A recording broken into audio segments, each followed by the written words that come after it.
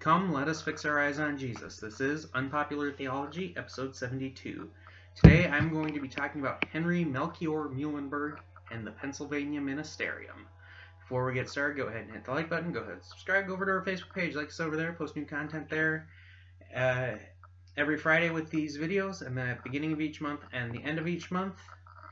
And yeah, with that being said, big announcement. My district interview was yesterday. I passed. So now I await the results from the seminary, which should be acceptance. And yeah, for those of you who have never seen me clean shaven, this is what I look like.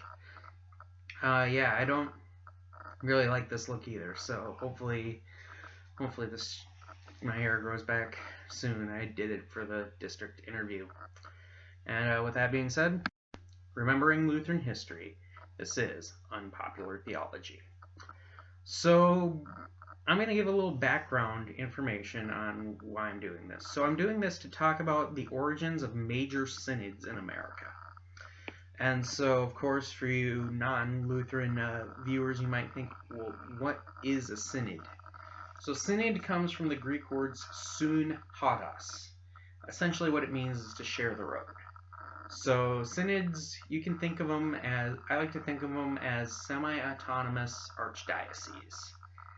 A little later on I'll explain what I mean by semi-autonomous in the series, but they basically have their leader and they function as a way for churches to come together and work together. And then as for major synods, what my definition of that is, it's synods like the Missouri Synod, the Wisconsin Synod, older synods like the Ohio Synod, the Augustana Synod, and the example we have today, the Pennsylvania Ministerium. And the Pennsylvania Ministerium is important because it's the first synod that's founded in America. And the thing we need to note about the Pennsylvania Ministerium is there are other Lutherans in America before the Pennsylvania Ministerium is founded. Namely, there were some Dutchmen in what is now New York. They founded the Evangelical Lutheran Church of St. Matthew, or I guess it was called Trinity before then. It was founded in 1643. There were Swedes in what was New Sweden. I think that's like Delaware or someplace like that. But according to Fred Meyer in his Religion in America book, they became Episcopalians, most of them. And maybe I can do an episode on these in the future, but right now that's really all the information I have on Lutherans before Muhlenberg. And the other thing to note about the Pennsylvania Ministerium is it's going to play a huge role in the founding of the United Lutheran Church in America. That will be another episode way down the road. So let's get into Muhlenberg's biography and theology. So Muhlenberg is called the Father of Lutheranism in America. And I'll get to that reasoning in a little bit here. He's born in 1711 in Einbeck, Germany, or what is now Germany. And he came to America in 1742. And he traveled around between New Jersey, New York, Pennsylvania, establishing congregations. And 1748, particular date, is August 26th. Him and 5 other pastors and then laymen from 10 congregations meet in Philadelphia and form the Pennsylvania Ministerium. So I said I'd be talking about histories of synods, and now I just threw in the word ministerium. Now, there is a difference. Ministerium is very less strict of membership adherence. It's more like, hey, we're going to pool our money together to support missionaries. But as for training pastors and deciding who's worthy of the call to be a pastor, that's up to the individual congregation. And the ministerium functions like that until 1781, when it actually writes out a constitution, goes with a Dutch Reformed form of government. So for, I guess, the technical ecclesiastical term is it's a Presbyterian form of polity. And there's no strict adherence to the Lutheran confessions required at this time. But it's interesting because it takes both German Lutherans from Pennsylvania and Swedish Lutherans from around the area, and it brings them together into one synod, or ministerium. I guess synod would be okay for now. And the members of the churches include Pennsylvania, New York, New Jersey, Maryland, Virginia, and North and South Carolina. Later on, different smaller synods are going to emerge from these. The New York Ministerium comes to mind, the Synod of Maryland and Virginia, and then lastly, the Synod of North Carolina, which will be a topic for the next episode of Lutheranism in America. And Muhlenberg, during this same year, prepares an American Lutheran liturgy. And he serves as his own organist as he does this, or song leader, because organists just were not around at that time in America. And this really shows his desire for all American Lutherans to have a common liturgy. He wants you to walk into a church, a Swedish Lutheran church, only speaking German, and be able to somewhat follow along. Also, he wants a Swede going to a German Lutheran church to be able to follow along. And this wouldn't be fully realized for another 140 years.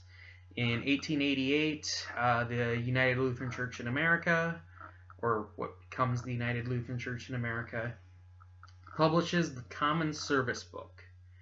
And that liturgy that the Common Service Book puts out is the standard service for American Lutheranism of all stripes. It's accepted by the ULCA, which is the Liberal American Lutheran branch, and it's accepted by the Synodical Conference. That's your Missouri Synod, Wisconsin Synod, etc. And everybody between those groups accepts it. And it's the standard liturgy for almost 90 years, if not longer. So Muhlenberg dies in 1787, leaves behind a family of basically royalty in American Lutheranism and Pennsylvania politics. The prime example is his second son, Frederick Augustus Muhlenberg, who was actually the first Speaker of the United States House of Representatives, and founder of the New York Ministerium in 1784. So, and more importantly, he leaves the legacy of Lutheranism in America. Because of Muhlenberg's actions, Lutheranism in America thrives. It actually takes off because of him. So, the theology of Muhlenberg, he was chosen by Johann Franke, a prominent pietist, to go to America. So, yes, Muhlenberg can be considered a pietist. However, he did go toe-to-toe with Count Nicholas von Zinzendorf, the great leader of the Moravians, and I don't mean great as in he was a good leader. I mean great as in he was the leader and probably the most well-known leader. And it's actually because of Zinzendorf's ego that Muhlenberg founds the Pennsylvania Ministerium. And he seemed to favor doctrine less in the liturgy for the sake of unity. But at the same time, he focuses on the meaning of the words in the hymns he picks in his hymnal, and he actually picks something like over 700 hymns for his hymnal that he publishes in 1748. He wanted beautiful music in the church. He is very irritated if music sounds horrible. So I guess he wouldn't be too fond of some of the contemporary church's practices. And another thing is he wanted the church's hymns to be taught to the children of the congregation. I think that is extremely important to understanding Muhlenberg. So, yeah, Muhlenberg's commemoration was actually yesterday in Lutheran Church Missouri Synod. I think the ELCA has his commemoration on the same day. And yeah, that is Henry Muhlenberg and the founding of the Pennsylvania Ministerium. Pennsylvania Ministerium, as for it, it's going to exist for a long time. And in a future episode, I will talk about some of the organizations it joins. And ultimately, the Pennsylvania Ministerium is going to merge into the United Lutheran Church in America, which is going to merge into the Lutheran Church of America, which is going to merge in 1988 into the Evangelical Lutheran Church in America. If that's not confusing for you, I will clear it up in future episodes of Lutheranism in America. So that basically wraps it up for this week. Next week, I'm going to be talking about an introduction to the Catechism. And next time on Church History, I'll be continuing in the Age of Acts, wherever it was I left off. And then next time on Lutheranism in America, I will be talking about the North Carolina and Tennessee synods and what the Hankel family has to do with these two synods. So until then, keep your eyes fixed on Jesus.